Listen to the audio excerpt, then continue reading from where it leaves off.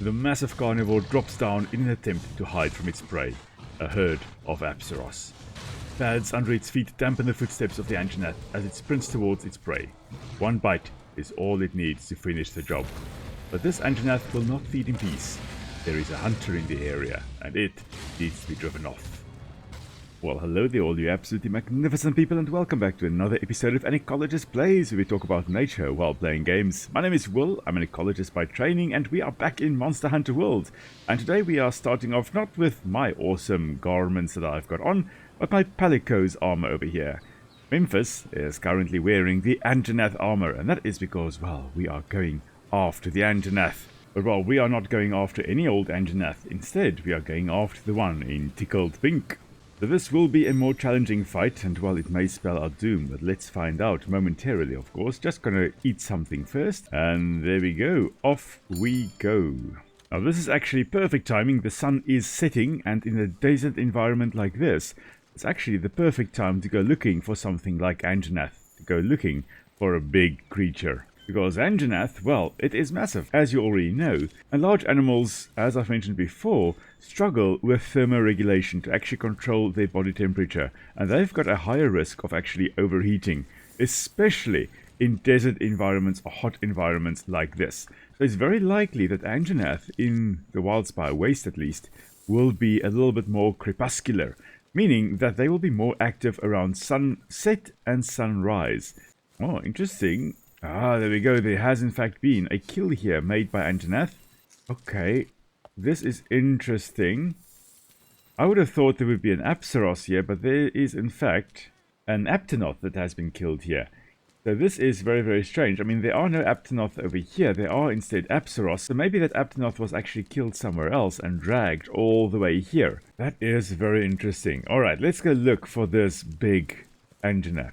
But as I mentioned, being crepuscular or being active around sunrise and sunset would actually suit the Anjanath very well. The Anjanath would have amazing eyesight, so they would be able to even see in the dark. So even now after sunset, the Anjanath would most likely still be able to stalk its prey and catch its prey without any problems. But in the middle of the day, they would most likely overheat so quickly. So during the daytime, they would most likely stick to shadowy areas, maybe the forested area where the Rathian also likes to hang around, or maybe somewhere in these canyons where there also is a lot of shade for them.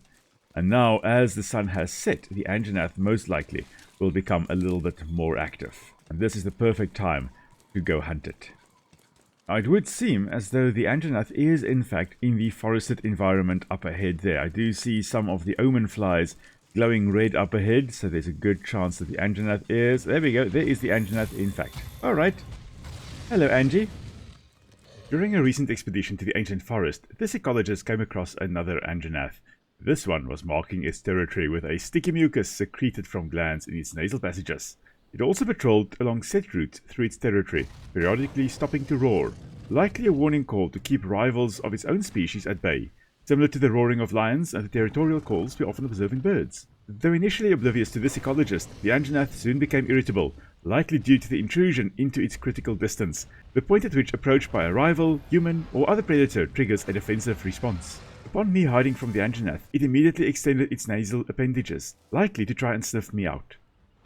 It very quickly picked up my scent where I walked through the forest previously, but, thankfully, wasn't able to locate me.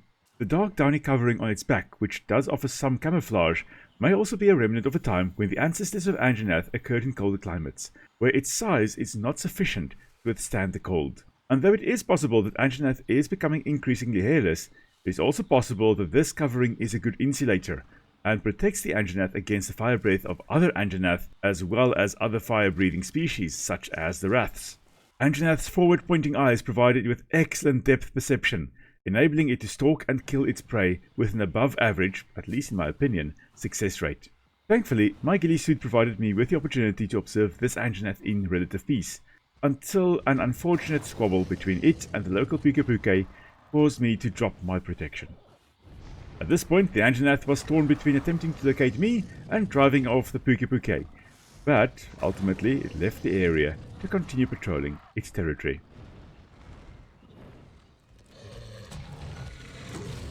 Let's just start with a bit of a fizzle. This is nice, very nice, thank you. We are of course just going to start with our normal opening salvo with a charge blade. And then just going to avoid that attack right there. I really love those extended nasal passages of the Anjanath and that sail. Now both of those adaptations there would most likely help them survive in the hot environments like the Wildspire Waste. In fact, any hotter environment, because the larger your surface area is, the easier you can cool down. And in hot environments, especially the Wildspire Waste, having that extra surface area, especially a very thin structure like those nasal passages there, and the sails on the back there, would give the Anjanath quite a lot of surface area, or extra surface area, without giving it extra volume. Because the volume is where they would be generating heat from. There are lots of cells in the volume there, and they lose heat from their surface areas. And larger animals have a larger volume relative to its surface area than smaller animals, so they generate heat much more quickly than they can potentially get rid of it. Oh, we've just caught fire a bit there. Not too bad, not too bad. Hello there. Oh, I love the fact that the Anjanath, they're also creating little sparks there, or embers actually, as the volatile substances mix and they actually come into contact with oxygen, resulting in combustion. At least as far as I recall, the flame there is due to the mucus that the Anjanath has, containing a lot of fats and stuff like that, coming into contact with another compound and then coming into contact with oxygen, resulting in embers forming and fire overall being started. Now this is really the place I would have expected it, the shadowy swamp forest over here, but it is now heading out into the open, which is where I would also expect it at night, because during the middle of the day it would be too hot for the Anjanath here out on the open plains, but at night, well, that is an entirely different matter. I do also have some other large creatures here. We've got the Baroth that has come through here. We also have the Kestodon and the Anjanath. They're kind of having a bit of a stare down, but here we go. The Anjanath is in fact coming back to us now. Hello. Oh, there's a nice big bunch, nice big bump there. Now that nasal passage of the Anjanath would most likely be quite sensitive. Not only in terms of, mashing it and actually damaging it, which makes it all the more strange that it is actually keeping it extended even in the middle of the fight here. But it also most likely would have enhanced olfactory capabilities. Due to those increased nasal passages, they most likely have an amazing sense of smell. And we could most likely see that in action there when it immediately realized where we were and started running towards us. Come on, Angie. There we go. Now we're just going to bring the Savage Axe to bear. Since you are currently stunned, may as well kind of do that. Especially now that it is in fact on the ground again. Nice. I am loving the Savage Axe. But there's a time and a place for everything, and that time has now passed. And there Anjanath goes again. Oh, oh dear, oh dear. Oh dear, there is a Basilgeuse. Oh, ho, ho. Okay, now Basilgeuse is a wonderful wyvern that loves bombing everything to high hell. And we will be talking about Basilgeuse again in future, but Basilgeuse basically having this tremendously long wingspan, which allows it to glide. And yeah, it is capable of powered flight, but there you can see, it just loves flying off, mainly gliding. It uses very little energy by gliding. Flapping actually uses a lot of energy. Oh dear.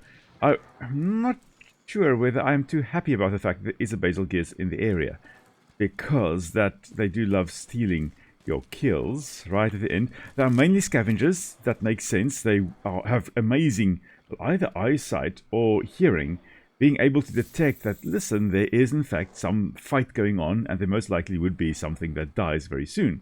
And then they can swoop in and deal the finishing blow. And this Anjanath here already has been kind of damaged, and the Basilgeuse trying to make the best of that and actually trying to Are you hunting? You're hunting the Apsaros over there. Look at it! Stalking its prey. Crouching low to avoid detection. That is brilliant. And then running in for the kill.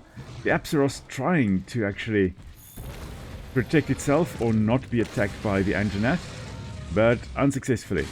And now the Anjanath is defending its kill against us, or from us.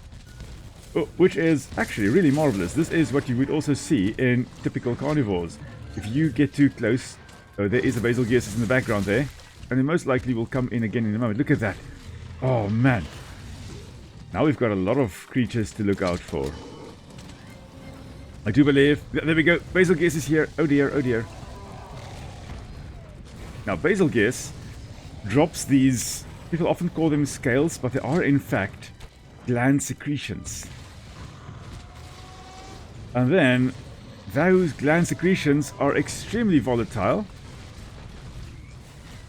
And there we go. That's a nice little introduction there with the music of it. I'm almost dead, so I'm just going to, avoid detection. And just drink some potions here because I sorely need it. But there's the Basal Gearsus. Now the Basal Gearsus will drop those gland secretions, and those gland secretions are stable, usually, unless it is enraged of course. And it's usually stable except if either it is set on fire or it experiences some physical impact. Because that impact there will result in those gland secretions bursting into flame. And we kind of saw that a little while ago there because it did dive bomb, and the Anjanath here is trying to smell us. It did try to dive bomb us not too long ago. Oh, there we go. Basal Gearsus. I did pick up something there. Basal Gearsus Talon. That will allow me to make some nice trinkets. Now what I want to show you is that, yes, here we go. Yeah, there we go. It's actually come into contact with enough oxygen. Over time it does become unstable, those gland secretions, and it bursts into flames. Now, I'm wondering if we can shoot these ones because they're not glowing yet. I'm wondering maybe we can actually shoot it. There we go. And that results in explosion. Well, that was marvelous. Now, as mentioned, the Anjanath has got an excellent sense of smell and it is trying to detect us. It's trying to smell us, pulling air into those nasal passages. Most likely the nasal passages also contain the Jacobson's organ or vomeronasal organ in snakes and some other animals, where they use it to enhance or to detect the prey or predators or whatever they are trying to smell. I love the fact that it can actually jump so high because that's not something you would expect. There's something happening above, and I think it is in fact the Baroth. Oh, another Apsaros died. And there we go, the Anjanath finally able to feast on its victim. And immediately the scavengers, the revultures, are also here. Oh, what are you doing there, Anjanath? Oh, okay, you're catching us in the blast. Well, now, that's not nice. We actually were cooked in the process of it trying to cook the Apsaros there. A bit of collateral damage, I'm afraid. Right, so this Anjanath is really proving to be quite a vicious creature. Look, I'm all for it. It's not supposed to be an easy one. But, wowee. As mentioned, of course, immediately the revultures here. The Anjanath has opened up the carcass, like a lion has opened up a zebra carcass. And the revultures are here very much like vultures, in fact, to scavenge on it. And here comes the Anjanath again. Hello, Anjanath. Amazing, the leap attacks of the Anjanath. Not something you would expect from such a bulky creature. But yes, they are able to do vicious leaps. I do believe I did see a big shadow, and that most likely means Basal Gearsus is approaching. There was definitely a big shadow. Even Anjanath is fleeing from that. But is that's a Baroth. There's a Baroth. And oh, the Anjanath is in fact injured. I would have liked to actually trap it right here, but let's follow it, shall we? And we'll trap it there where it goes to sleep. All the run-ins with Basal Gearsus and the Baroth most likely as well. All the run-ins, and of course with us as well, has taken its toll on this majestic creature. And it is just trying to get away now. Oh, are you just chilling here now? Okay, fine. You know what you're going to do? We're going to catch you right over here then. There we go. Perfect. And we will just, catch you and then release you somewhere else. Well, that did go better than expected. That's for sure. And of course, quite a lot of nice rewards here as well.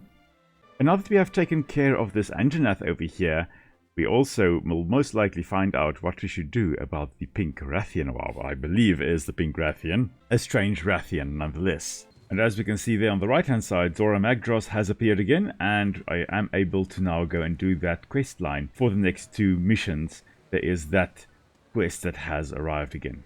And of course I can do that to get more Zora Magdros parts to make the armor, the weapons and all those types of things.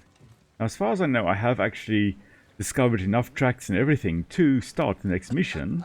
And yes, apparently they've made some progress with this mystery monster of ours. And that creature is currently lurking in the Coral Highlands. And that then means that we can most likely go and get that.